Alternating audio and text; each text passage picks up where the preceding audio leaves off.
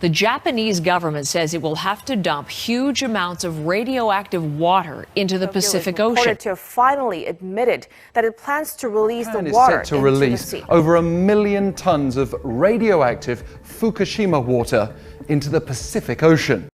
On the 11th of March, 2011, an earthquake with a magnitude of 9.0 occurred with its epicenter just 70 kilometers to the east of the Oshika Peninsula. This is the 2011 Tohoku earthquake.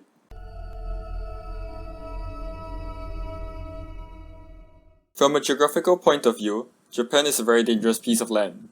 It is surrounded by many tectonic plates, producing many fault lines where tectonic plates collide and create earthquakes. This has long been the case even before the first person stepped into this piece of land. As such, Japan has a lot of experience with such disasters and thus makes preparations for them.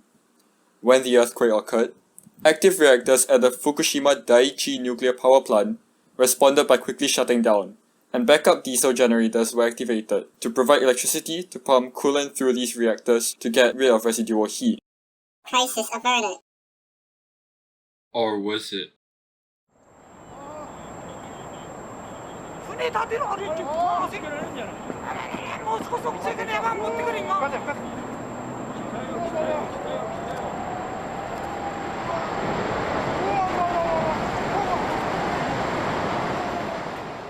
The earthquake pushed a section of water upwards, causing a huge tsunami to move towards Japan. The tsunami caused the diesel generators in the power plant to fail and the coolant to stop circulating, leading to a large increase in the reactor's temperatures. This resulted in uncontrolled reactions and the production of hydrogen explosions, damaging reactors and releasing radioactive substances into the air, exposing many to radiation. It has been 9 years since then, and Japan is still in the midst of fully decommissioning the power plant. Japan has been using water to continuously cool the reactor cores in the power plant in order to prevent yet another catastrophe. The used water is subsequently irradiated and has to be stored away in specialized containers to prevent radioactive contamination leaking into the environment. However, this caused a problem. Fukushima was running out of space to store this water. Tokyo Electric Power Company, or TEPCO, has stated that while they have plans to build more storage, they are still predicted to run out of storage space. In addition, the presence of the radioactive water in the area can hinder the decommissioning process.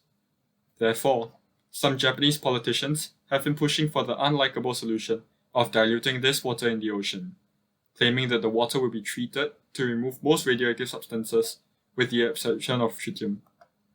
The reason? Tritium is too difficult to be removed. The justification?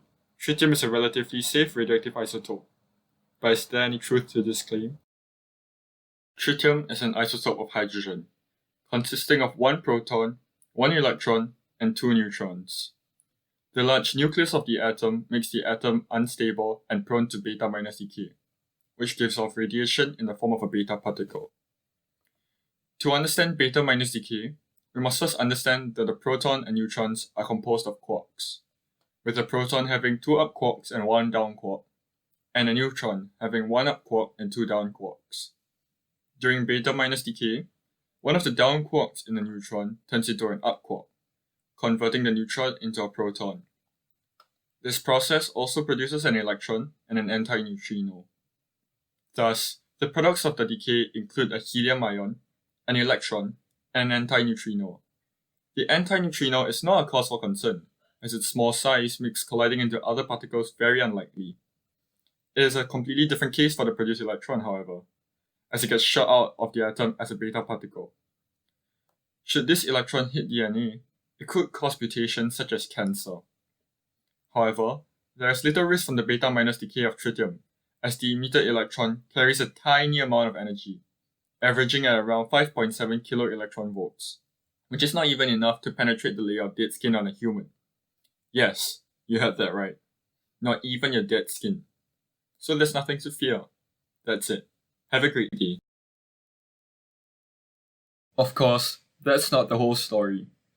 Sure, there is little danger if living things are exposed to this radiation from the outside. But what if the radiation is given off from the inside? Well, ingesting tritium and having beta decay occur next to soft tissue will pose a much more significant risk, as soft tissue could be damaged and DNA could be altered more easily, as there are fewer barriers for the beta particles to pass through. And guess what? The tritium is being deposited into the ocean water that marine animals constantly take in to survive. But hey, with such a large ocean, surely the concentration of tritium in an area would be low enough to be safe, right? Well, not exactly. You see, there's this concept known as biomagnification. As creatures higher up in the food chain eat numerous creatures lower in the food chain, the concentration of bioaccumulated substances increases higher up the food chain. As to whether this concentration is harmful, there is evidence for both sides of the arguments. In addition to the scientific take on the feasibility of this measure, it is also important to consider how reasonable this measure is socially.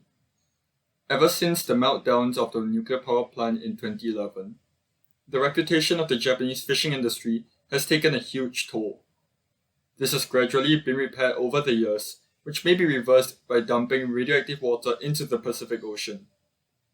In addition, this may also affect other countries, such as America and Canada, as ocean currents bring the irradiated water into their shores. All in all, Japan has its hands tied as to how to deal with all this radioactive water, and as time drags on, the amount of storage left for irradiated water in Fukushima will only get smaller and smaller.